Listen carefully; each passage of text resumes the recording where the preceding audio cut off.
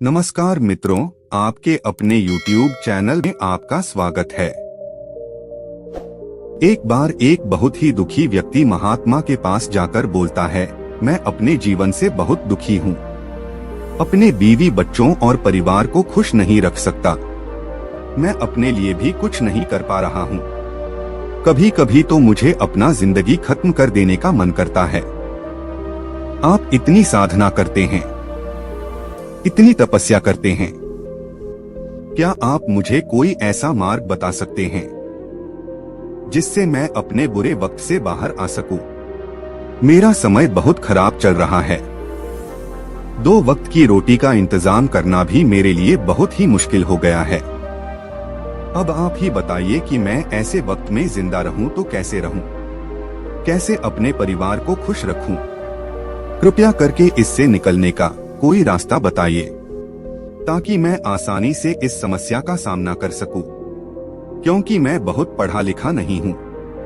अगर आप बहुत बड़ी बड़ी ज्ञान की बातें करेंगे तो शायद मैं कभी समझ भी नहीं पाऊंगा। व्यक्ति की बात सुनकर महात्मा ने मुस्कुराते हुए कहा, क्या तुम मेरा एक काम कर सकते हो? महात्मा ने सामने की तरफ इशारा करते हुए कहा, वह सामने पहाड़ देख रहे हो, उस पहाड़ पर एक मंदिर है और उस मंदिर के पास चींटियों का घर है, जहां पर हजारों चींटियां रहती है। तुम्हें सुनने में बड़ा अजीब लगेगा।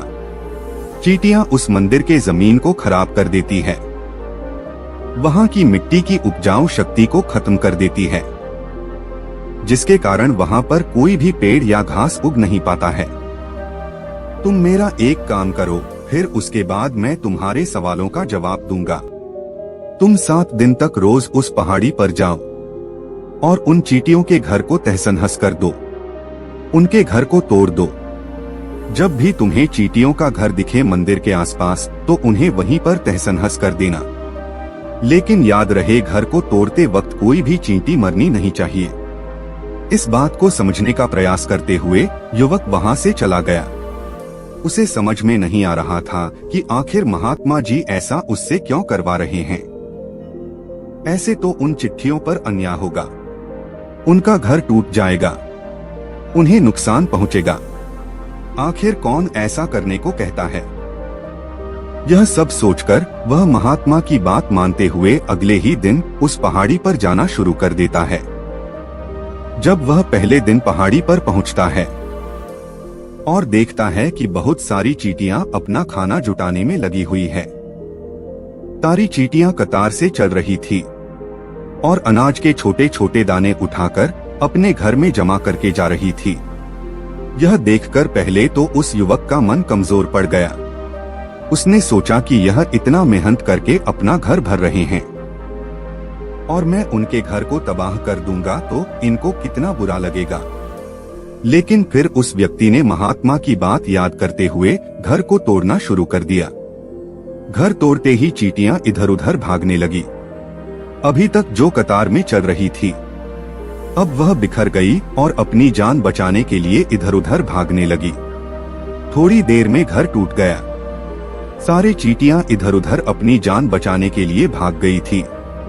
यह करने के बाद वह युवक दुखी मन से अपने घर वापस लौट आया। उसका मन बहुत परेशान था, पश्चाताप से भरा हुआ था। फिर उसने सोते हुए रात में लेटे लेटे ही सोचा, अब तो चींटियों का घर तबाह हो चुका है, अब वहां वापस जाकर क्या फायदा?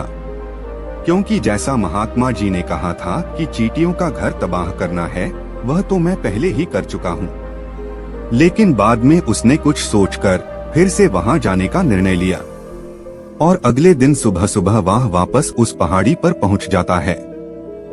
पहाड़ी पर पहुंचकर वह उसी जगह पर पहुंचता है जहां पिछली बार उसने घर को तहस-नहस कर दिया था।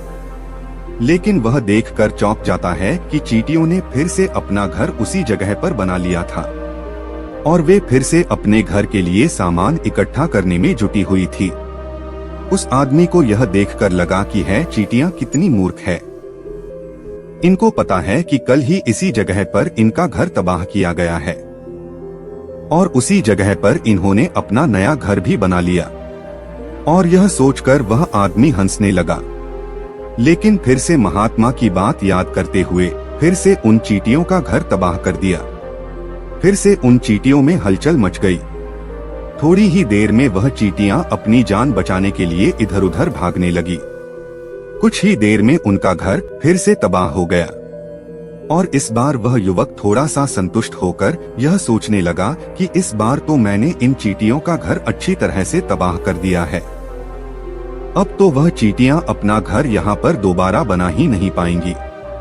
इसीलिए उसने वहाँ से जाने से पहले उस जगह पर पानी भी डाल दिया ताकि चींटियां दोबारा वहाँ पर अपना घर न बना सके। और इस तरह वह अपना काम करके अपने घर लौट आया। फिर से सोते हुए रात में वह इंसान सोचने लगा कि क्या महात्मा यह सही काम करवा रहे हैं? क्या किसी का घर तबाह करना किसी सिद्ध पुरुष को शोभा देता है? क्या वह महात्मा सच में सिद्ध पुरुष है या मुझे सिर्फ बेवकूफ बना रहे हैं? फिर वह सोचने लगा कि पहले मैं अपने काम को पूरा कर लेता हूँ, क्योंकि इसके बाद ही पता चलेगा कि महात्मा आखिर मुझसे ऐसा काम क्यों करवा रहे हैं। यही सब सोचकर वह रात में सो जाता है। अगले दिन सुबह उठकर फिर से वह उस पहाड़ी की ओर निकल पड़ता है।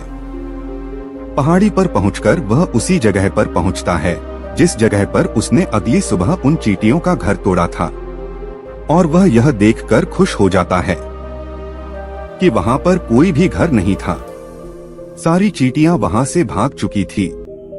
अब वह सोचने लगा कि अब मेरा यहाँ पर रोज रोज आने का क्या मतलब है, क्योंकि चींटियां तो अब अपना घर बदल चुकी है और महात्मा जी ने तो मुझे 7 दिन आने के लिए कहा था, लेकिन आज तो तीसरा ही दिन है। अब वापस 4 दिन आने का क्या प्रयोजन है? यह सब सोचकर उसने निश्चय किया कि अब वह यहाँ से सीधे उस महात्मा के पास जाएगा और वह उनको यह सारी बातें बताएगा। वह वापस उस पहाड़ी से महात्मा की कुटिया की तरफ जाने लगा। तभी अचानक उसकी नजर एक और घर पर पड़ी, जो कि वह घर चींटियों का ही बनाया हुआ था और अब वह चींटियां नए घर में रहने लगी थी। यह नया घर उनके पुराने घर से थोड़ी ही दूर पर था और जब उस युवक की नजर उस घर पर पड़ी तो उसने सोचा कि शायद महात्मा को पता था कि ये चींटियां अपना घर दूसरी जगह वापस से बना लेंगी, इसीलिए उन्होंने मुझे 7 दिन तक आने के लिए कहा था। और यह सोचकर वह उन चींटियों का नया घर भी तोड़ने के लिए आगे बढ़ता है। जब वहां पहुंचा तो उसने देखा कि चींटियां उसी तरह अपने कार्य में लगी हुई थी। वह अपने लिए खाना इकट्ठा कर रही थी और उन्हें अपने घर में जमा करते जा रही थी। जो पुराना घर टूटा हुआ था वहां पर भी अनाज के कड़ बचे हुए थे। चींटियां वहां से भी अनाज इकट्ठा कर करके दोबारा अपने नए घर में ला रही थी। यहाँ पर फिर से उस युवक का मन कमजोर पड़ गया, क्योंकि वह खुद भी बहुत परेशान था। इसलिए उस व्यक्ति के मन में उन चिट्ठियों के प्रति दया का भाव उत्पन्न हो रहा था। उनके ऊपर उसे दया आ रही थी। वह चाहता था कि वह उनकी मदद करे, लेकिन वह उल्टा उन्हें नुकसान ही पहुंचा रहा था। लेकिन उस महात्मा की बात को याद करते हुए उसने फिर से उस घर को तोड़ने का निर्णय लिया और इस बार वह बहुत ही सावधानी के साथ बिना उन चींटियों को नुकसान पहुंचाए उस घर को तबाह करना शुरू कर दिया। इसमें समय थोड़ा ज्यादा लगा, क्योंकि महात्मा ने शर्त रखी थी कि किसी भी चींटियों को बिना नुकसान पहुंचाए ये कार्य करना था। इस बार भी उसने बड़े दुखी मन से उस घर को तबाह कर दिया और दुखी मन लेकर फिर से अपने घर वापस लौट आया, क्योंकि उसने इस बार उनका नया घर भी तबाह कर दिया था। वह उन चींटियों को बसने ही नहीं दे रहा था। अब वह अपने आप को शैतान समझने लगा था, लेकिन फिर से वह उस महात्मा की बात मानते हुए दुखी मन से वापस अपने घर लौट आया। रात में सोने से पहले उसने एक बार फिर से सोचा कि मैं कितना बड़ा शैतान हूँ, इतना बड़ा राक्षस हूँ। मैं अपना घर छोड़ो, मैं उन चिट्ठियों को बसने के लिए कहीं भी जगह नहीं दे पा रहा हूँ। चींटियां मेरे बारे में क्या सोचती होंगी? वो कितना दुत्कारती होंगी उस महात्मा को जो मेरे द्वारा ऐसा करवा रहा है। लेकिन फिर भी उसने अगले दिन जाने का निश्चय किया। अगले दिन सुबह सुबह फिर से वह वापस उस पहाड़ पर पहुंच गया वह देखकर फिर से आश्चर्यचकित रह जाता है। इस बार उन चींटियों ने एक और नई जगह पर अपना घर बना लिया था। वह पहले से भी ज्यादा ऊर्जा के साथ अपना काम कर रही थी और उन्होंने एक रात में ही पहले से भी बड़ा घर बना लिया था और वह फिर से अपना अनाज और खाना इकट्ठा करने में जुटी हुई थी। यह सब देखकर उस आदमी को लगा कि यह चींटियां किस मिट्टी की बनी हुई है। मैं इनको बार बार यहाँ से भगाने की कोशिश कर रहा हूँ और यह वहीं पर अपना घर बना लेती हैं। क्या इनको पता नहीं है कि मैं इन्हें यहाँ पर कभी भी बसने नहीं दूंगा। यह चींटियां दिखने में इतनी छोटी है, लेकिन फिर भी यह मुझसे हार नहीं मान रही है। बड़ी ताज्जुब की बात है। और इस बार गुस्से में उसने घर को तहस-नहस करना शुरू कर दिया। लेकिन इस बार उस घर को तहस-नहस करते हुए कुछ चींटियां वहीं पर मर गई, उसके पैरों के नीचे कुचल गई। उनको कुचलने के बाद जब वह अपने अहंकार से बाहर आया, उसने देखा कि गुस्से में उसने उन चींटियों को कितना नुकसान पहुंचा दिया है। उसका मन पश्चाताप से भर उठा और वह रोता हुआ अपने घर वापस आ गया। रात में सोते वक्त उसने सोचा कि मैं उन चींटियों पर बहुत अत्याचार कर रहा हूँ। अब इससे ज्यादा अत्याचार मैं नहीं कर पाऊंगा। यही सोचकर वह अगले दिन उन चींटियों के लिए अपने घर से थोड़ा आटा लेकर उस पहाड़ी पर पहुंच जाता है। आज उसके मन में उन चींटियों के प्रति श्रद्धा का भाव था, दया का भाव था। आज वह उनकी मदद करना चाहता था। और जब वह वहां पर पहुंचा, उसने देखा कि चींटियां वापस अपने नए घर को बनाने में जुटी हुई थी। उसने बहुत ही प्यार से उन चींटियों को अपने घर से लाया हुआ आटा खिलाया और अगले 3 दिन तक उसने ऐसा ही किया। वह रोज सुबह जाता और उनके लिए अपने घर से साथ में आटा भी लेकर जाता था और उन चींटियों को बड़े प्रेम से खिलाता। 7 दिन के बाद वह उस महात्मा के पास हाथ जोड़कर पहुंचता है और कहता है कि हे महात्मा जी, मुझे माफ कर दीजिएगा। मैंने उन चींटियों का घर तबाह करने के लिए बहुत प्रयास किया। मैंने उनका घर तबाह किया भी। एक बार नहीं बल्कि 4 बार मैंने उनका घर तोड़ा। उसके बाद मैं हिम्मत नहीं कर पाया, उनके घर को फिर से नहीं तोड़ पाया। मैं समझ सकता हूँ कि मैंने आपका दिया हुआ काम पूरा नहीं किया और जिसके बदले आप मुझे वह तरीका नहीं बताएंगे जिससे मैं अपने बुरे समय से बाहर निकल सकता हूँ। लेकिन मुझे इसका कोई खेद नहीं है, क्योंकि मुझे लगता है कि मैंने जो किया वह सही किया। इसीलिए मैं आपसे आज्ञा लेकर वापस अपने घर जा रहा हूँ। कृपया मुझे वापस अपने घर जाने की आज्ञा दीजिए। यह सुनकर उस महात्मा ने मुस्कुराते हुए कहा, अरे भंते, कहाँ चल दिए? रुको तो सही, जलपान तो कर लो। थोड़ी देर ठहर जाओ, उसके बाद चले जाना। और यह कहकर वह महात्मा उस युवक के लिए पानी लेकर आते हैं। पानी पिलाने के बाद महात्मा उस युवक से पूछते हैं कि तुम मुझे यह बताओ, आखिर तुम उन चींटियों का घर तबाह क्यों नहीं कर सके? वह चींटियां तो इतनी छोटी छोटी है और तुम इतने विशालकाय हो, फिर भी तुम उन छोटी छोटी चींटियों का घर तबाह नहीं कर पाए। कहाँ है तुम्हारी शक्ति, तुम्हारा बाहुबल? इसका जवाब देते हुए उस युवक ने कहा कि हे महात्मन, मैंने उन चींटियों का घर तबाह कर दिया था, बार बार किया था। एक बार तो गुस्से में मैंने उन चींटियों को भी हानि पहुंचा दी थी, लेकिन जिस दिन मैंने उन चींटियों को हानि पहुंचाई, उस दिन मुझे लगा कि मैं इन चींटियों को क्यों हानि पहुंचा रहा हूं, क्यों इनको तकलीफ दे रहा हूं। और उसी दिन से मैंने उन्हें क्षति पहुंचाने की बजाय उनकी सहायता करनी शुरू कर दी। यह सुनकर महात्मा ने कहा, यही तो सीखने की बात है कि एक छोटी सी चींटी हमें जीवन का संदेश दे जाती है। मैंने तुम्हें चींटियों का घर तबाह करने के लिए नहीं भेजा था, मैंने तुम्हें भेजा था ताकि तुम उन चींटियों से कुछ सीख ले सको। तुम्हें उन चींटियों से क्या सीख मिली, क्या तुम मुझे बता सकते हो? यह सुनकर उस युवक ने अपनी पूरी कहानी बयां कर दी। पूरी कहानी सुनने के बाद महात्मा ने मुस्कुराते हुए कहा कि भंते, पहली सीख जो इन चीजों से लेनी थी वह यह थी कि तुमने कितनी ही बार उनके घर को तोड़ने की कोशिश की, कितने बार प्रयास किया कि उनका घर तबाह हो जाए, लेकिन वह हर बार अपना नया घर बना लेती थी। उन्होंने कभी भी हार नहीं मानी। अगर वह हार मान लेती तो वह चींटियां तुम्हें वहां पर नहीं मिलती। जीवन कार्यशीलता का नाम है, कर्मशीलता का नाम है, लेकिन हम मनुष्य एक दो बार हार मिलने पर ही टूट जाते हैं, हताश हो जाते हैं और फिर जीवन में प्रयास ही नहीं करते। और कुछ लोग तो अपनी जिंदगी को खत्म करने के लिए उतारू हो जाते हैं। लेकिन जानवरों में तुमने एक बात देखी होगी कि वह अपना जीवन खुद से खत्म कर ही नहीं सकते।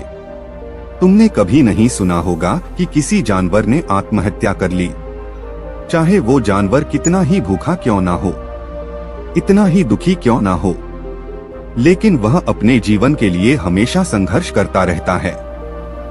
लेकिन वहीं दूसरी तरफ हम मनुष्य एक दो बार हताश होने पर ही हम अपना जीवन खत्म कर लेते हैं। जीवन तो कर्मशीलता है, कर्म करने का नाम जीवन है, और मृत्यु आखिरी विश्राम है। इसीलिए मृत्यु से पहले कर्म करना कभी मत छोड़ना, क्योंकि मृत्यु के बाद तुम परम विश्राम में चले ही जाओगे। तो उससे पहले कर्म करना क्यों छोड़ रहे हो, क्यों हताश हो रहे हो? अगर तुम्हारा एक घर टूट गया है तो दूसरा घर बनाने का प्रयास करो, कोशिश करो, और कोशिश करने वालों की कभी हार नहीं होती। यह तुम उन चींटियों से देख चुके हो। दिखने में तुमसे कितनी छोटी है वह चींटियां, और तुम इतने बड़े हो, लेकिन उनका मन तुम्हारे मन से इतना बड़ा है, इतना विशाल है, इतना दृढ़ संकल्पी है। कितने बार उनका घर टूटने पर भी उन चींटियों ने कभी हार नहीं मानी। दूसरी सीख यहाँ से यह लेने की थी, वो यह थी कि जब भी हमारे ऊपर बुरा समय आता है, हमें लगता है कि यह समय कभी नहीं जाएगा, यह समय मेरे जीवन को बर्बाद कर देगा, मुझे कभी नहीं जीने देगा। और अपने इन्हीं ख्यालों से, इन्हीं विचारों से, जिनका असलियत में कोई भी अस्तित्व नहीं है, वो सिर्फ विचार हैं, वही विचार हमारे मन को दुखी कर देते हैं। और इसीलिए हम प्रयास करना भी छोड़ देते हैं। लेकिन सोचो कि बार बार प्रकृति हमें क्षति पहुंचाने की कोशिश करेगी, नुकसान पहुंचाएगी, लेकिन कब तक पहुंचाएगी? अगर हम बार बार उठकर फिर से नया प्रयास करते रहेंगे तो प्रकृति भी हमारे सामने घुटने टेक देगी, और वह भी एक दिन हमारे ऊपर दयावान हो जाएगी, कृपालु हो जाएगी, और वह हमें सब कुछ देने लगेगी जिसकी हमने पहले कभी कामना की थी। तुमने खुद देखा कि तुम उन चींटियों का घर तबाह करने के लिए पहुंचे थे, लेकिन बाद में तुम ही उन चींटियों को अनाज और आटा देने लगे, तुम ही उन पर कृपालु हो गए। ऐसा क्यों हुए? क्योंकि तुमने देखा कि वह चींटियां हार ही नहीं मान रही है। इसी तरह अगर तुम भी कभी अपने जीवन में हार नहीं मानोगे तो एक न एक दिन यह प्रकृति तुम्हें वह सब कुछ देगी जो तुम अपने जीवन में पाना चाहते थे। इसीलिए दो सीख हमेशा याद रखना, कर्मशीलता, कार्य करते जाना, और दूसरा, एक ना एक दिन प्रकृति तुम्हारे उस कर्म का परिणाम अवश्य देगी। तो दोस्तों, कैसी लगी आपको यह कहानी? कमेंट करके जरूर बताना। अच्छी लगी हो तो इस चैनल को सब्सक्राइब जरूर कर लेना। तो मिलते हैं अगली कहानी में।